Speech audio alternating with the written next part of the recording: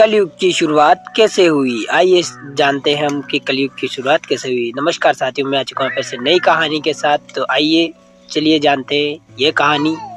पुराणों में 4 युगों का वर्णन मिलता है: सतयुग, त्रेता युग, द्वापर युग और कलयुग। कलयुग को एक शाप कहा जाता है, पर क्या आपको पता है कि पृथ्वी पर कलयुग कैसे आया? कैसे कलयुग की शुरुआत हुई? आइए हम बताते हैं आपको कि कलयुग की शुरुआत कैसे हुई। क्या हमने कभी इस बात की ओर ध्यान दिया है कि ऐसा क्या कारण होगा जिसके चलते कलयुग को धरती पर आना पड़ा? वह ना सिर्फ आया बल्कि यहाँ आकर यही का हो गया। तो वाकई क्या रहस्य है कलयुग के धरती पर आगमन के पीछे? महान गणितज्ञ आर्यभट्ट ने अपनी पुस्तक आर्यभट्टियम में इस बात का उल्लेख किया है कि जब वह 23 वर्ष के थे तब कलयुग का 36वां वर्ष चल रहा था। आंकड़ों के अनुसार आर्यभट्ट का जन्म 476 ईस्वी में हुआ था। गणना की जाए तो कलयुग का आरंभ 3102 ईसा पूर्व हो चुका था।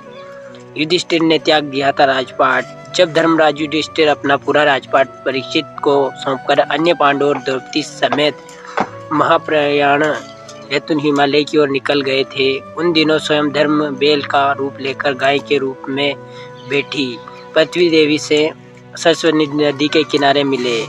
गाय रूपी पृथ्वी के नयन आंसुओं से भरे हुए थे, उनकी आंखों से आंसू बह रहे थे। पृथ्वी को दुखी देख धर्म ने उनसे उनकी परेशानी का कारण पूछा। धर्म ने कहा, देवी, तुम ये देखकर तो नहीं रो रही कि मेरा बस एक पैर है, या तुम इस बात से दुखी हो कि अब तुम्हारे ऊपर बुरी ताकतों का शासन होगा? कलयुग का पृथ्वी पर कब्जा। इस सवाल पर पृथ्वी देवी बोली है, हे धर्म, तुम तो सब कुछ जानते हो, ऐसे में मेरे दुख का कारण पूछने से क्या लाभ? सत्य, पवित्रता, क्षमा, दया, संतोष, त्याग, शास्त्र विचार, ज्ञान, वैराग्य, शौर्य, तेज, ऐश्वर्य, कांति, कौशल, स्वतंत्रता, निर्भीकता, कोमलता, धैर्य, साहस, उत्साह, कीर्ति, आस्तिकता, स्थिरता, गौरव और अहंकारहीनता आदि गुणों के स्वामी भगवान श्री कृष्ण के स्वधाम जाने की वजह से कलयुग ने मुझ पर कब्जा कर लिया है। पहले भगवान कृष्ण के चरण मुझ पर पड़ते थे, जिसकी वजह से मैं खुद को सौभाग्यशाली मानती थी, परंतु अब ऐसा नहीं है। अब मेरा सौभाग्य समाप्त हो गया है।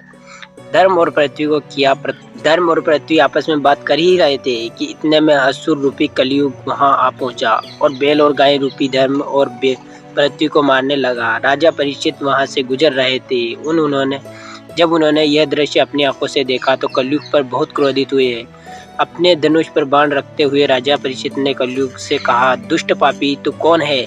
इस निरीह गाय तथा बैल को क्या सता रहा है? तू महान अपराधी है, तेरा अपराध क्षमा योग्य नहीं है, तेरा वध निश्चय है। परीक्षित ने कलयुग को ललकारा।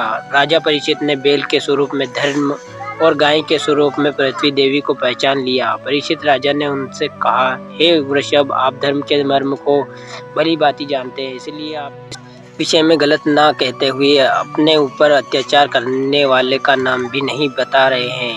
हे धर्म, इस सतयुग में आपके तप, पवित्रता, दया और सत्य चरण थे।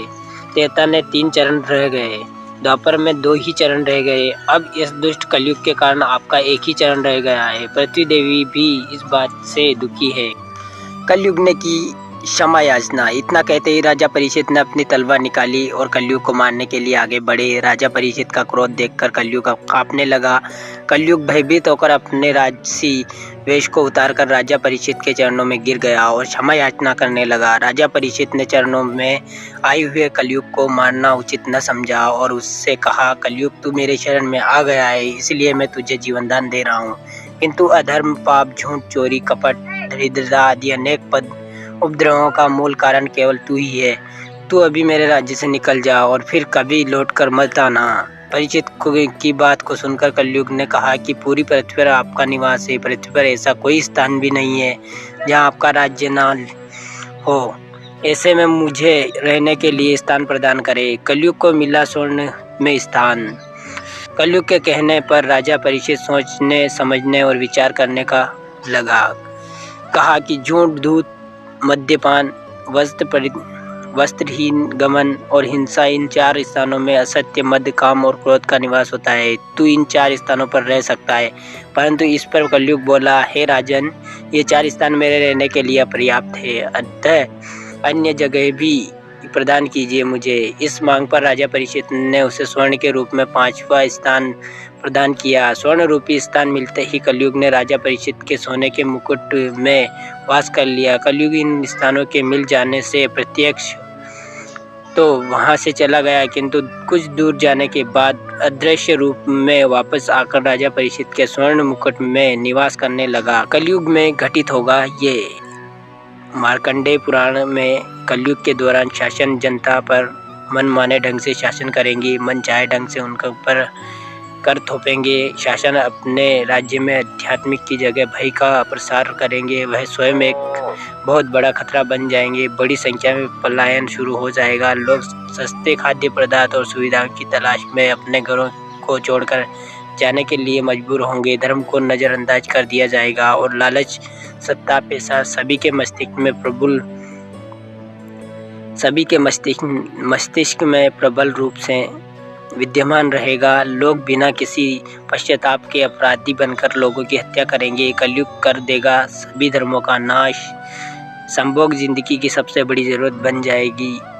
लोग बहुत आसानी से कसम खाएंगे, उसे तोड़ देंगे। वचनों का कोई अर्थ नहीं रह जाएगा। लोग मदिरा और अन्य नशीले पदार्थ की चपेट में आ जाएंगे। गुरुओं का सम्मान करने की परंपरा समाप्त हो जाएगी। ब्राह्मण ज्ञानी नहीं रहेंगे। क्षत्रियों का साहस खो जाएगा। वैश्य अपने व्यवसाय में ईमानदार नहीं रह जाएंगे। पाप अपने चरम पर होगा। तो साथियों, ये थी आज की कहानी। आई होप आपको पसंद आई होगी। पसंद आए तो वीडियो को लाइक एंड चैनल को सपोर्ट जरूर करिएगा। चलिए मिलते हैं किसी नई कहानी के साथ, नए टॉपिक के साथ। तब तक के लिए धन्यवाद।